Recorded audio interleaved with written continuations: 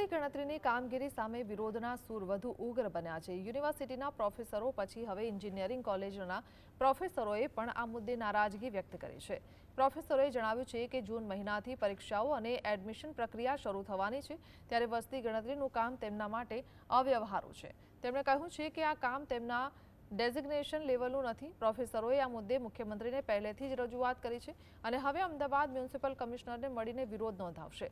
વસ્તી ગણતરીને લઈને શિક્ષણ વર્ગમાં અસંતોષ વ્યાપ્યો છે। એવી માંગ છે કે આ એકચ્યુઅલી અમારા કેડર રિલેટેડ વર્ક જ નથી। અમારો જે ડેઝિગ્નેશન છે, અમારો જે પે સ્કેલ છે, એ લેવલનું અમારું આ કામ જ નથી। અમને કામ આપો એમાં ના નથી, પણ અમારા લેવલનું, અમારા ડેઝિગ્નેશન લેવલનું કામ આપવું જોઈએ। વસ્તી ગણતરી અમારા લેવલનું કામ નથી આવતું। કોઈ પણ અધ્યાપક બે કામગીરી તો એક સાથે કરી શકશે નહીં। જો એ વસ્તી ગણતરીની કામગીરીમાં કરશે તો અહીંયા એક્ઝામ અને એડમિશન જે પ્રોસેસ છે, હાલ ઇજનેરી કોલેજમાં એડમિશન થશે, એની અસર થવાની પૂરેપૂરી શક્યતાઓ છે। ક્યાં રજૂઆત કરશો, શું માંગ રહેશે?